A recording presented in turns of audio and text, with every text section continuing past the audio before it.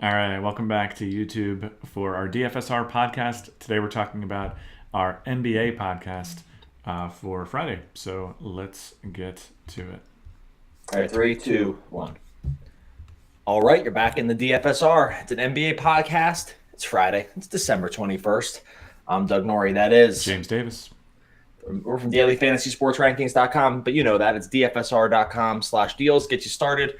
Optimal lineups for FanDuel and DraftKings, NBA, NFL, NHL. It's all covered under one subscription package. So go check that out. dfsr.com/deals. I'm rolling through this, buddy, because I want to talk some hoops action today. I think rolling through it is a good idea for the future, just if we're taking notes. Well, when you start producing the podcast, you can start giving me notes. But as I'm happy to be the guy who says go to dfsr.com/deals. I think I can handle it.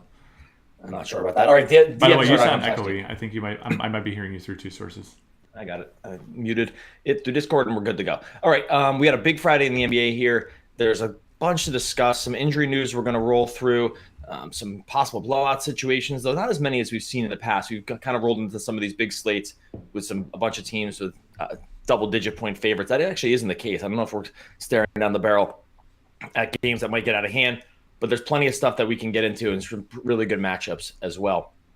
The first one is Cleveland and Toronto. Toronto's a 12.5-point favorite, and the injury news that we're going to pay the most attention to here, Kyle Lowry is already out, has been ruled out for the next 2 games with a thigh issue. Looks like Serge Ibaka is going to be back, although he's questionable right now.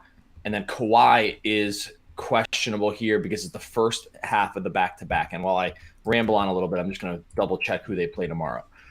Let's start with the Lowry thing. So the Lowry thing, to me, is the Kawhi and Lowry thing is kind of independent of – it doesn't really matter what happens here in terms of Fred VanVleet, because VanVleet actually starts – for whichever one of those guys ends up sitting. Right. Do you see the price has come up on him a little bit, but do you see him as just like a chalk easy play on this slate? Our system sure thinks so when it looks at him. We could talk about some of these other Toronto guys as well. But let's start with VanVleet. Where do you see him kind of like ranking in the cash game tier when it comes to point guard?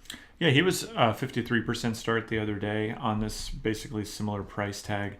He wound up being very good. Mostly solid, I guess, 5x points per dollar. Played only 30 minutes, which you don't love to see, I guess, because he has that mid-30s minutes upside. He got off to somewhat of a slow start, and that could have influenced things as well. But I think VanVleet's it's literally the same price in a better matchup against Cleveland. So I think he'll probably go back to the well there. Well, if you had to make a guess, so I just looked it up real quick. Actually, Toronto plays Philly tomorrow, and Kawhi has not played. I don't believe has played in a back-to-back yet, but I'm going to actually double-check that now because I could have sworn I should have done more research before we started the podcast. That would have been a good idea. But let's say the plan was to rest him on the first half of the back-to-back, or on one half of this back-to-back. Don't you think it would make more sense for them to rest him tonight against a really weak Cleveland team and roll him out there against Philly? Like, I hate to make these guesses. Oh, that's right. I know what it was. Last time he sat out both sides of the back-to-back. Exactly. Against the Clippers. Prior to that, he did the same thing in early November too. He sat out both sides of the back-to-back, and otherwise he's been sitting the second half of back-to-backs. But that also kind of lines up with your theory. It sounds like around playing him in the tougher matchups. Like he played Boston, sat against Chicago, and then played Orlando, sat against Atlanta. But I don't know. You keep an eye on it. It's a 7:00 game. I don't think you need to stress yourself out about it during the day until you hear word one way or the other. Let's just nod to the idea that if he were to sit today, where would we? I mean, I think VanVleet would be 100% locked at that point. Would we maybe want to roll out like more Delon Wright too, another ball handler, Danny Green? They have some of these other wing guys. If Ibaka came back, Siakam, they have other options here that really could step up in a usage vacuum with. If Kawhi and Lowry both sat, which one of those guys would start looking a lot more attractive to you? Because I think they're almost 100% be value opening up if Kawhi also sat here. Yeah, I mean, people played Danny Green the last time around when Kawhi was out. It worked out pretty well for them. Last game was kind of funny because people did try the Delon Wright thing, and he only played 20 minutes, but he still got there. He contributed. He chipped in I think it was 6, 6, and 4 or something, just a really balanced stat line. Coming off a game where he was also very good against Denver. So I could see people going back to that too. Some of the other guys who you would think do more of the Kawhi type stuff, like Anunoby, it didn't really matter. Siakam, people will probably go back to that. He was excellent last game. So I think Yeah, Toronto's just thank goodness this is the 7 o'clock game because there's definitely a lot we want to keep an eye on here. Yeah, I think that's the major point is that the fact that it's the first game and then among the first two games of the night means we will almost 100% have news on this. And then the Ibaka thing too. Look, they started Greg Monroe last game. Not to say they wouldn't. He was good on a points per dollar basis. He's always been a points per minute kind of beast. Just never in the current NBA. There's just not a really big role for him. But if you were to get the start again, play 20 something minutes, we could probably consider him as well. All right, let's roll through it. The Detroit goes in and plays the Hornets. Hornets are 4-point favorites. Kemba has really fallen off a cliff since starting off the season. I mean, looking like I don't know, a slightly down version of Steph Curry, but he's definitely come back to earth in terms of his shooting and his scoring. It's not a guy that has shown up for us in a while, but he's getting to the point where he just hasn't been good enough for a long time that the price kind of, I take that back. He's 9,600. Wow. The price just came back up. Maybe it was the other night that the price was kind of down. What are your thoughts here on Charlotte? They have run out some of the starters more minutes. They played Marvin Williams. This is a guy that usually was kind of living in the mid-20s. He's played 30 in the mid-30s worth of minutes in the short term. Feels like there's something to be had here. And also I do want to talk a little bit about the Detroit side. Yeah, people were interested in the Hornets in the chat going into that Cleveland game. I think it was Anthony in there who was talking about playing these guys. I was pretty down on it. I think, as you look at the past game logs, we know that the upside on the Hornets minutes is like, you look at Kemba, for instance, you'll see 37 to 40-minute games here, and you'll really see sprinkled in throughout 30-minute game, 27-minute game, a 25-minute game. I think the plan in close games is to play Walker and like Jeremy Lamb and these guys quite a few minutes. It's just that they're also pretty quick to pull the trigger when it looks like they don't need to or the game doesn't call for it. So that's just the only thing that gives me a little bit of pause. I do think Marvin Williams, like the price has come up, and I've been kind of high on him throughout this rise. I still am interested in Marvin Williams, again, understanding that you're paying $5,600 for a guy who sometimes plays 12 minutes in a game, and it's not often, but it can happen. So on a big slate tonight, is that it's certainly reasonable for big tournaments. If you have to do it for cash games, I don't think you just delete your DFS account or anything like that, but I wouldn't be over the moon. I wouldn't go out of my way to do it, especially now. I mean, if I didn't like playing him in that Cleveland matchup, I probably wouldn't like it in the Detroit matchup, although, Detroit, one of these teams that's a significantly better matchup this year than they have been in the past.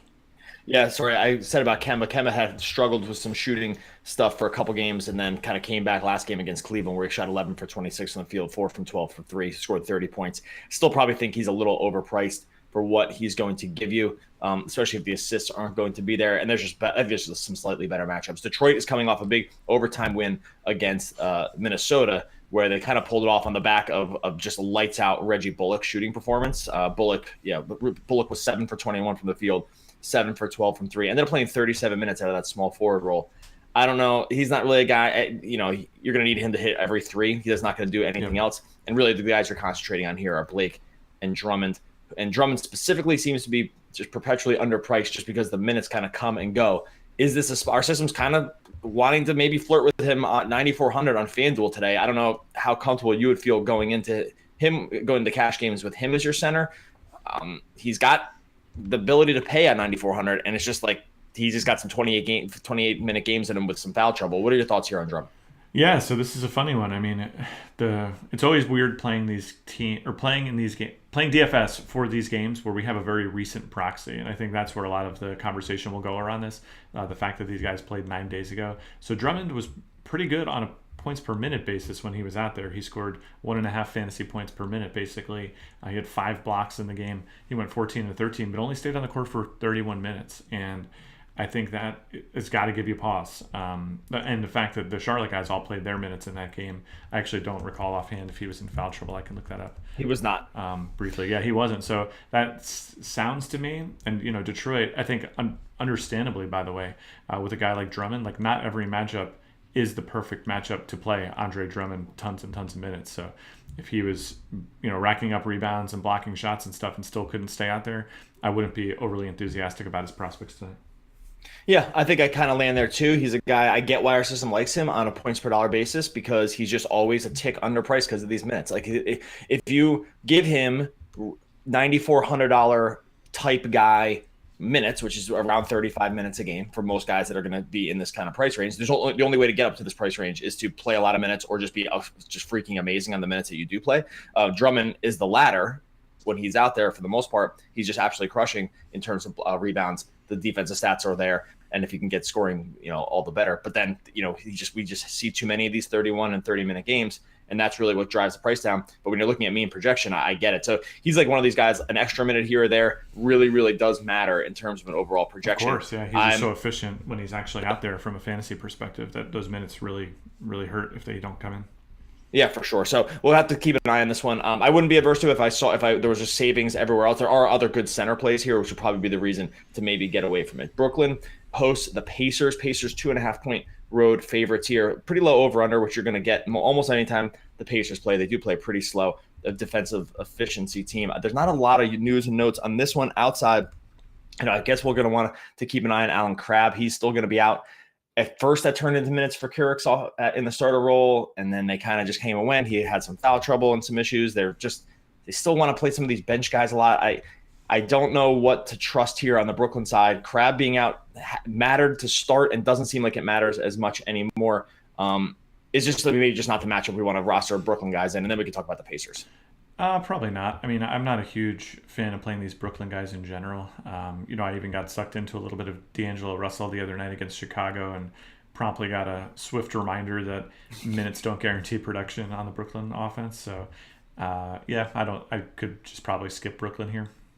What about Indiana? Because, in times where Brooklyn's obviously just absolutely terrible against centers, that would put probably Miles Turner in play. They do defend the wings better, which makes sense with the way their team is sort of built. But is there something that there's been a lot of time almost on lock if a center is playing Brooklyn, we're going to write that center up as something of a value play. The sites have started to correct a little bit for this, but really not as much. Miles Turner is a guy that's coming as a points per dollar play. I don't know, decently high. He's 1, 2, 3, 4th or something like that on FanDuel at 7,300. But at 7,300, it's Miles Turner. At what point does the matchup? Can the matchup win out here? Because again, like Brooklyn allows something like 20%. 25% more fantasy production to opposing centers this season. Yeah, when you look at Turner's game log, 6 out of the last 7 games, he's gone 5x points per dollar on this price tag. The one game he didn't, he played 16 minutes against Philadelphia. So, yeah, the minutes come and go on Turner for sure. A normal game can see him playing anywhere between 25 and 38 minutes. So you just don't know all the time. But again, if the Pacers view him in the same way, say, Detroit does Drummond, you'd have to think that tonight would be one of those nights where he would be a favorite to have things going well. The thing I really like about Turner right now is the max effort I'm seeing on the defensive end. Like, just scroll through these blocks that he has this season. It's pretty insane. Like, 5 blocks against Toronto, 4 against Cleveland.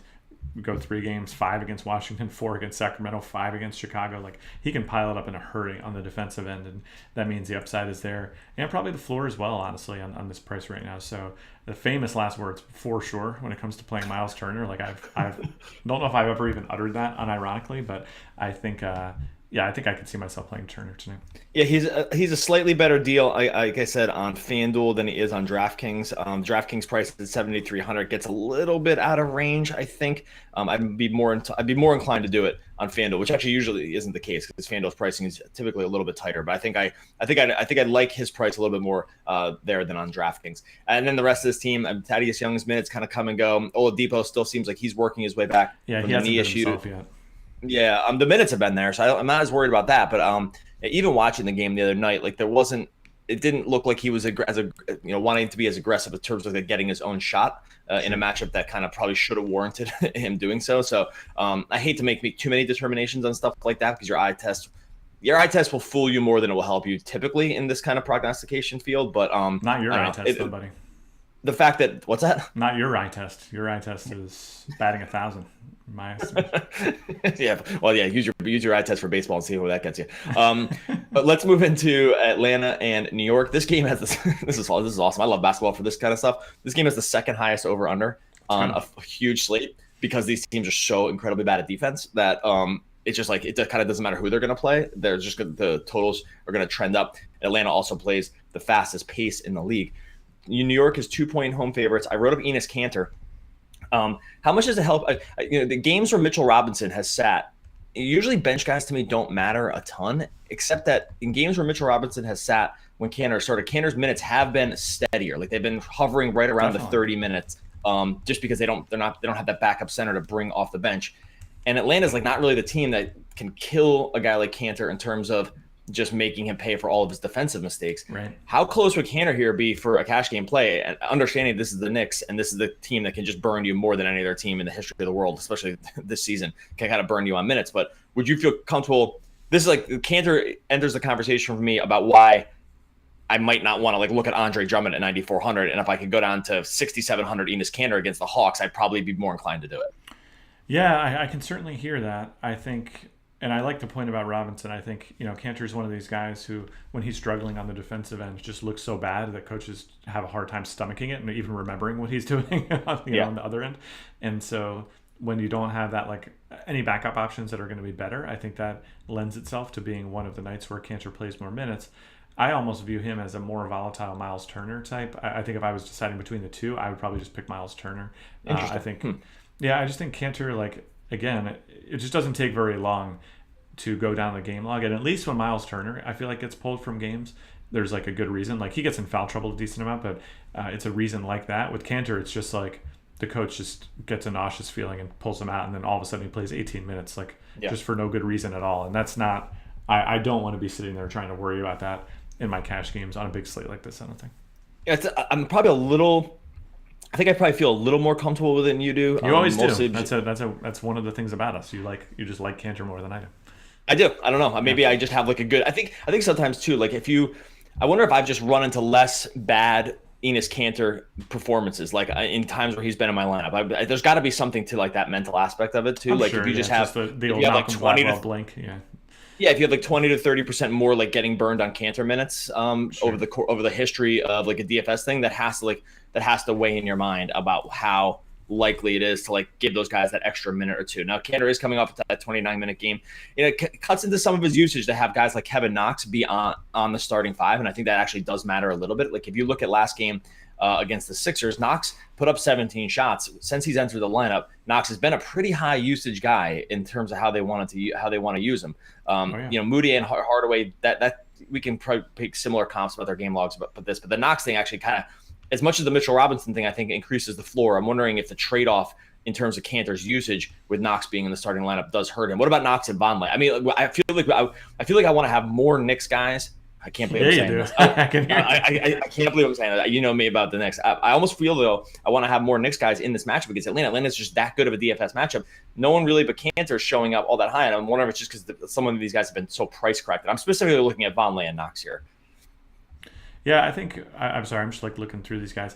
I think it's funny with Knox. Like, the usage has been there, and he scored a lot of points, but he just kind of is a points and rebounds only guy. Like 2 games in a row, he's played 72 minutes total. He has 0 assists, 0 blocks, 0 steals. Like, that's pretty difficult to do.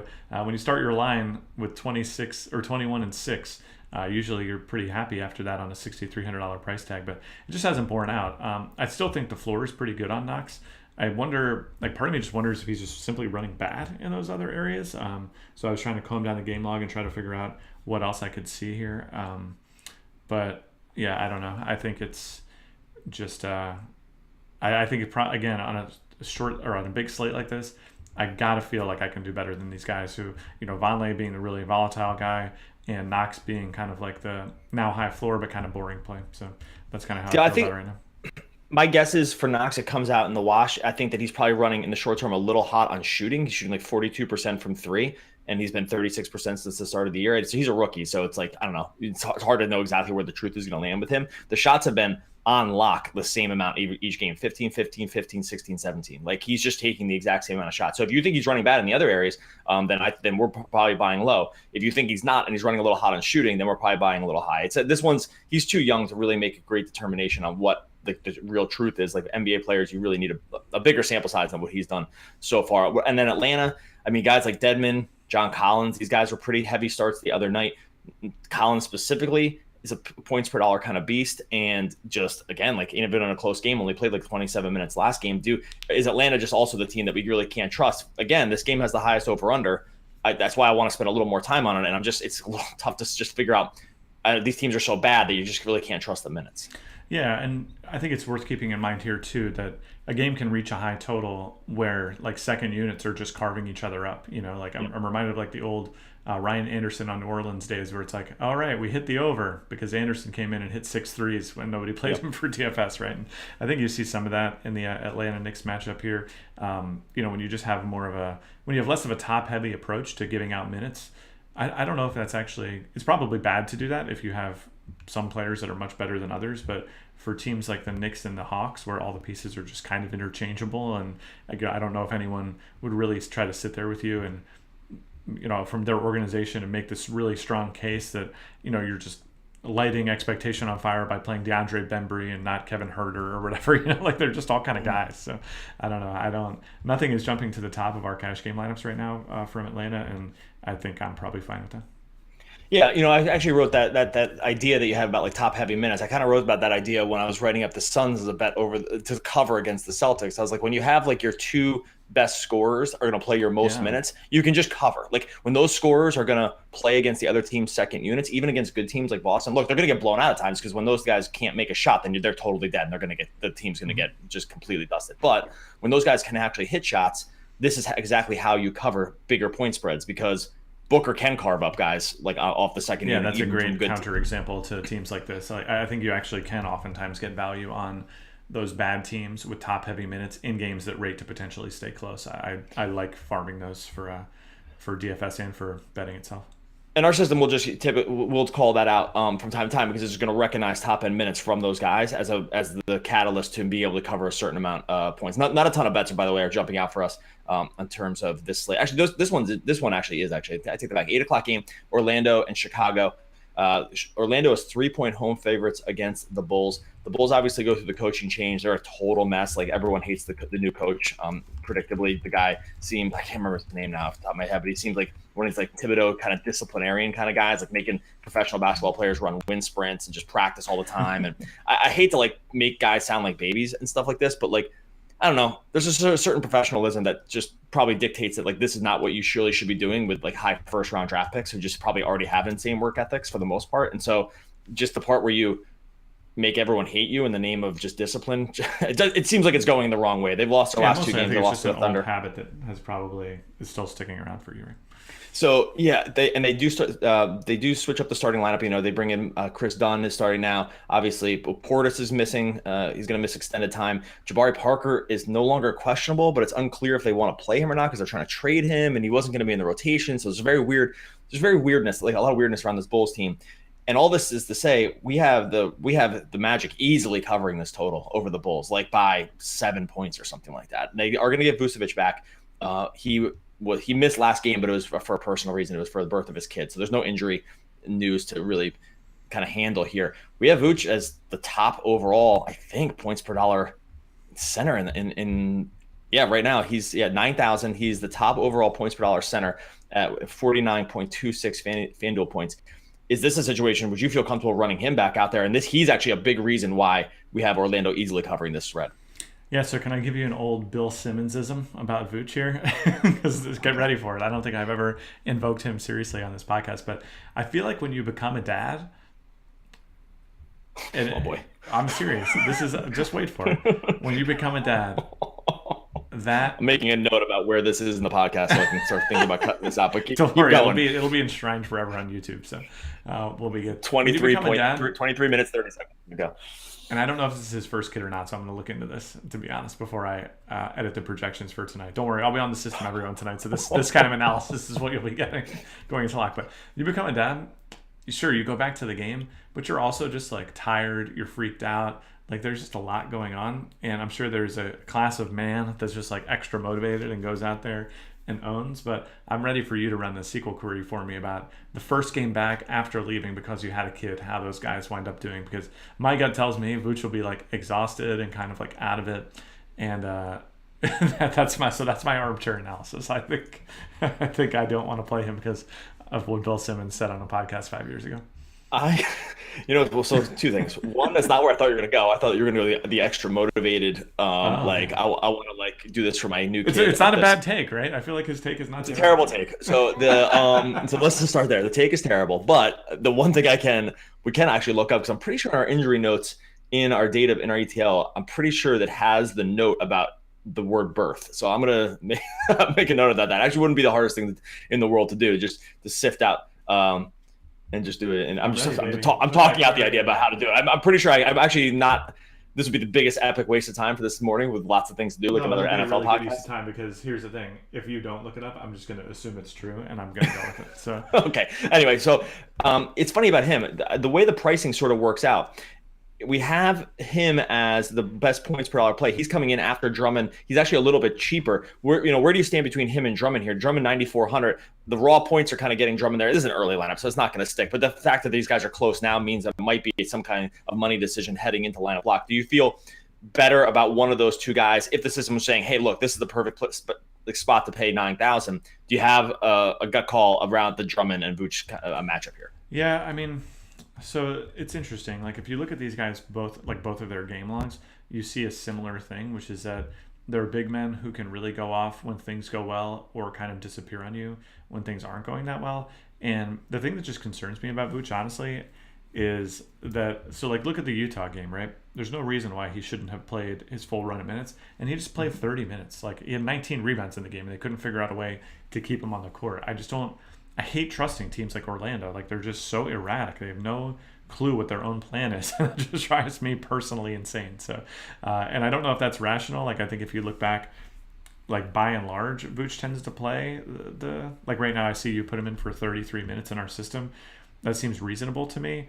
And I just see so many games where I'm like, why didn't he play 33 minutes in this game? And I don't know if I would want to be sitting there worrying about that going into the fourth quarter, and I don't know if I'm just cherry picking, or if again it's something where I've been burned. But if I can find some, and all the centers we've discussed tonight, by the way, so like I don't want to pretend like Miles Turner doesn't have the exact same issue, or Cantor or Drummond. So it's not like I'm not really comparing him against anyone else. And as I look down the line for games we haven't discussed yet, I don't see any teams with real centers that I would want to play. So I probably will have to decide between these guys eventually. I think from that perspective, Vooch is probably decent. I think it actually helps. A big thing that helps here is that, we were talking about the top heavy teams where the guys get their minutes in close games. Orlando is just such a bad team they're not terrible, but they're a volatile team that can be involved in blowouts very heavily. But the fact that they're in a game with a 3-point spread right now lets you believe that probably it's one of the nights where he should play his minutes. So rambling answer, but yeah.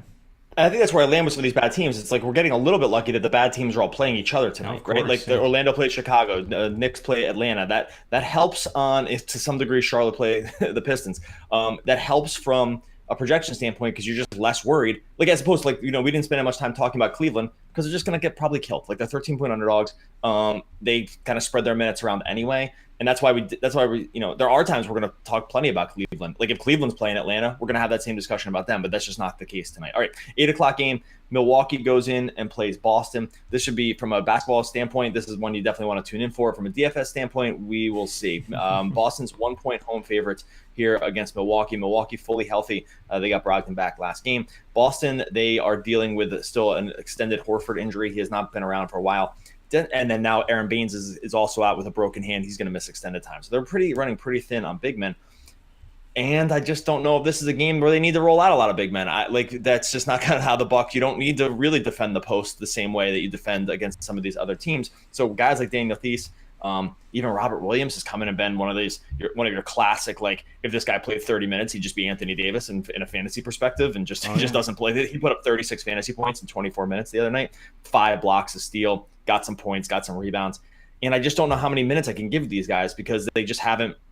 They kind of split their time. They kind of go small. They have a lengthy team. They can kind of play Tatum as a big guy. Where do you stand here? Because I felt like when I was trying to write up picks last night, I wanted to write up some of these Boston bigs with the absence of Horford and Baines, and it just doesn't totally seem like you can trust where they're going, especially because they're not stone cold punts anymore. Well, you keep an eye on the Boston situation, especially who's going to start at center. When Baines went down last game, granted it was only 2 minutes in, but Williams was the first guy off the bench, and he played out the rest of that first quarter with the starting unit, and then these kind of spelled him as the game went along. So I believe that the plan will be to start Robert Williams, and I think we will be in a situation where we have to think long and hard about whether we want to run him out there in cash games, because like you said, the man is a true fantasy points per minute beast. Reminds me of like when Whiteside first came up, and it was like can he really keep scoring these amount of fantasy points? Hey, can he Like, just keep getting a block a minute or a block every 3 minutes or whatever he's getting? Like yeah, he's that's pretty difficult to do, but sometimes people can do it. I don't know. Marcus Morris also a game time decision. It was actually a really weird last game. Like I'd be very opposed to playing Thies, I think, because like unless we heard he was starting and the plan was to play him more minutes, because with Morris sitting and Baines going out, you would think that would be the perfect little petri dish for Daniel Thies to thrive, and it just wasn't. The man played 20 minutes, and I would be very hesitant to speculate on his minutes off the bench or whatever, almost regardless of the injury news. So I think Williams I would probably want to play if he was starting. I think after him, it's not looking too great on the Boston side. I think I would just probably look elsewhere. I think you're really interested in Williams on DraftKings, where he's only 3,800 and qualifies as both power forward and center. Oh, yeah, so people I think just play him on DraftKings, I think, almost even if we don't get the news. Yeah, I think if you give him something like 23 or 24 minutes, I think which is reasonable. And he's actually a guy I wouldn't even mind going a little higher in the minutes, because I think it's unlikely he burns you, unless he just they Celtics did like the Stevens thing where they just thought, this is not the matchup for you, pal. You're sitting out. Again, if you come off the bench, that is always a risk with teams like the Celtics. Like, I get that he's played minutes in the past, and this is just the Bucks, and they're a different team that they played, and the Bucks just run out a different kind of personnel than other basketball teams, and that Giannis is just a singular talent that you just have to try other things against. So that's my only concern with Williams, is that if he didn't start and you just saw 1 minute out of him, would you be you'd be pissed, but would you be completely shocked? Like, I wouldn't be, right? And so that'd be my only real concern. And then the Bucks, you're not getting a great matchup here against the Celtics with guys like Giannis. There are other big money payoffs that we're going to get to as we roll down the rest of these games. Minnesota goes in and plays the Spurs. Spurs 4-point home favorites. Spurs have sort of turned things around in the short term here. They were looking.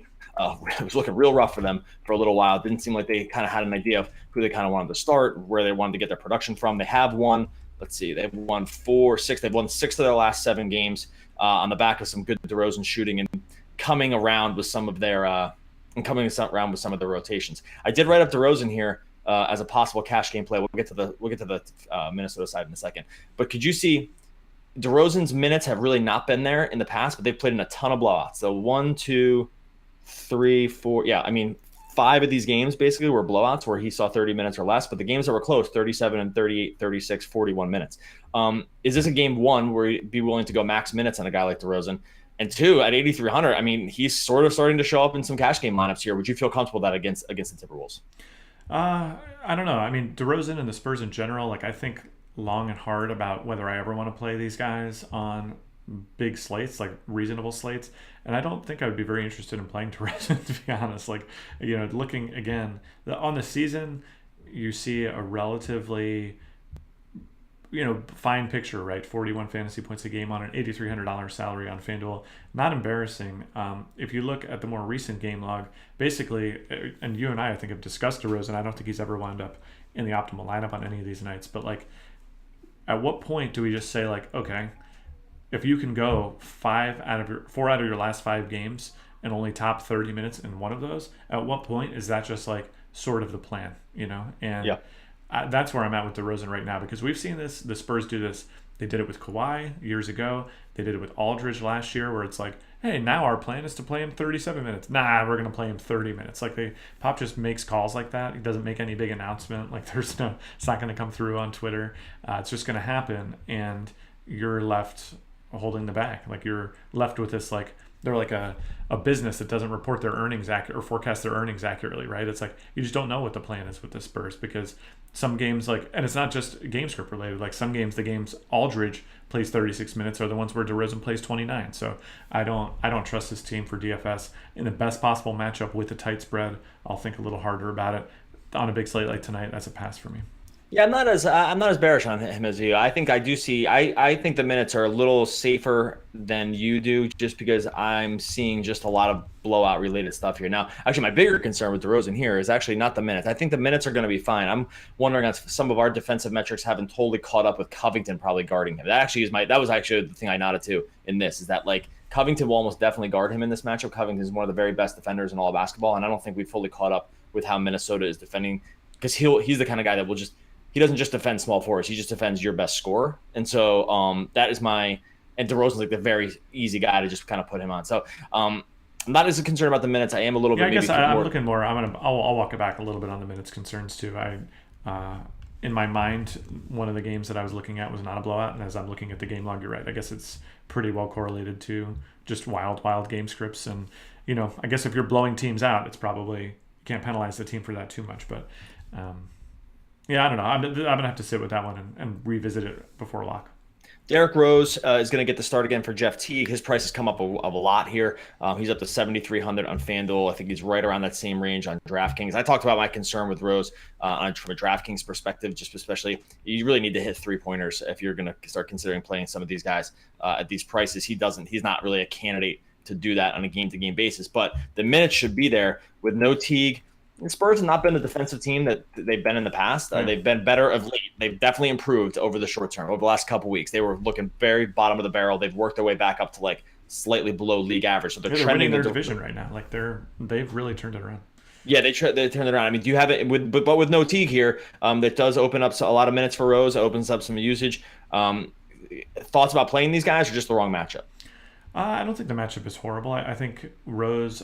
We still haven't figured out what Rose's true price ought to be when Teague is out of the lineup. So, he was like 71% starting cash against Detroit, something like that. He scored 33 points and had 48 fantasy points. So I think people are going to look at that and be pretty excited about rolling it back on him again tonight.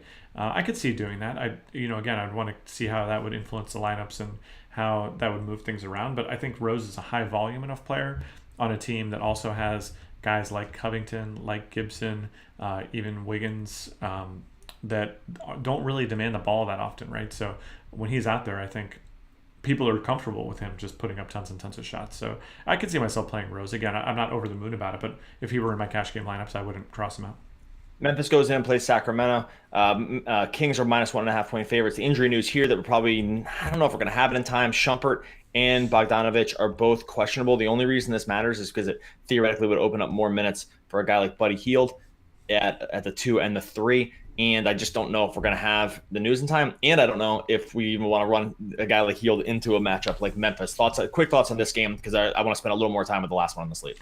Yeah, my thoughts on Hield are that he was highly owned against OKC, also a very bad matchup, and he was phenomenal. He was like the only guy shooting for that team and the only guy kind of really keeping them in the game. And then, of course, that didn't work in the long run, and they didn't stay in the game.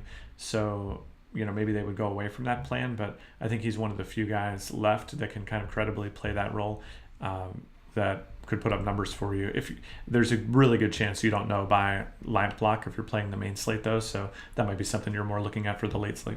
I got to tell you one reason I'm mentioning some of these guys too is I think we're gonna run into a problem at shooting guard on the slate, especially on FanDuel. This is the list of guys without some significant injury news. The early list on guys, and this is why DeRozan's showing up, is that you're looking at guys like CJ McCollum against Utah, which we can talk about in a second. Justin Holiday, who stinks, plays a lot of minutes, but the guy can just do nothing for long periods of time. And then the list actually after those guys gets real grisly, like 60, 100 for Bazemore. No thanks. The guy could play 27 minutes. Like Danny Green, I don't know. We might have a lot of decision making. This might be a place where you probably do want to. My guess is shooting guard is going to be something like the position.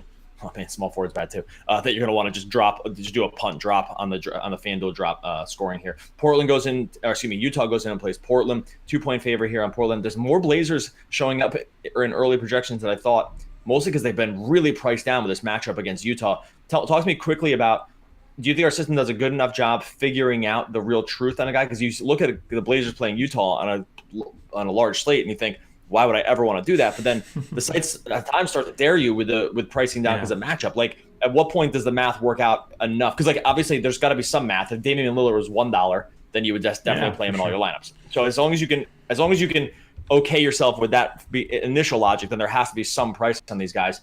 Do you think that some of these Portland guys have been priced down enough to start considering against a pretty bad matchup? Yeah, I would start with McCollum probably. I like McCollum, I think, better at 6,300 just because on a percentage basis, like, one of the things that's funny about the sites when they do this kind of tweaking is they seem to tweak it on an absolute dollar basis rather than a percentage of production basis. And so, right. McCollum coming down to 6,300, he's basically averaging 5x on that over the course of the season. And that's just like a pretty good place to be. I think you also combine that with the fact that Utah they're just not like the league's toughest matchup the way they've been in the past this season. Mm-hmm. Right now, they're bottom half of the league, so it's not a matchup you're excited about necessarily, but they're 18th overall in pace right now in terms of defensive efficiency. They're 8th best, so yeah, good. But again, Oklahoma City, we just talked about them a minute ago, not perceived as tough a matchup. They are playing a little bit of a faster pace, but have by far the best defensive efficiency, right? And no one had any concerns playing Buddy Hield against them. And so, yeah, I don't know. I'm not overly concerned about running. Aside from centers, I really would prefer not to go up against Rudy Gobert, but these wing guys, sure, why not? I think I'm a little high in Lillard's minutes now that I looked at it. He was in 100% of DraftKings. Like, he's a great place, a great price on DraftKings. Only 8,500. This guy, a high volume shooter. He, 18, 20, 10, 18, 25, 16 shots over the last 6 games. The guy's going to take all the shots. I think I'm just probably 2 minutes too high because I had him at around 38 minutes, but he played some close games. 36 would be the number. Yeah, I would say they played some close games where that just really hasn't been the case. All right, final game of the night that we're going to want to spend some time with here, I think. 10:30, New Orleans goes in and plays the Lakers. Let's start with Anthony Davis. Anthony Davis, in the most predictable thing in the world the other night, goes to the locker room. This time illness, so kind of a new one for him. Little tummy ache. Does come back and ends up playing, sort of like gets there, I guess. Cool. On his tummy ache wind up costing me a lot of money because not only did I have him on FanDuel, but everyone else had Drew Holiday, and Drew Holiday just went off when Davis went out of court. So I'm feeling a little bit annoyed by Davis right now. So he's questionable right now. I think he's going to play. Right now, he's coming in basically in 100% of FanDuel lineups at a power forward position that is oftentimes tough to fill. Mirotic has already been ruled out. Julius Randle is questionable. So how much would the Julius Randle news or not news affect you at a 12,600 price Anthony Davis? How much are people not going to want to see Davis? Because, Anthony Davis headed to the locker room is always a thing. If you're coming in 100% of the lineups this early at these prices, that is unlikely to change without us making some kind of just, huge change across the board. Would you feel comfortable throwing him out there again, knowing that you have to live in a world where this guy heads to the locker room more than most teams combined? I'm being serious about that stat too. I saw that stat on Twitter. I saw that too. I would like to play Anthony Davis tonight. I think the Lakers are still just an excellent matchup for opposing daily fantasy teams, playing the third fastest pace. I think that it's going to be really hard for them to credibly cover Davis too. I don't really know if Kuzma's up to the task.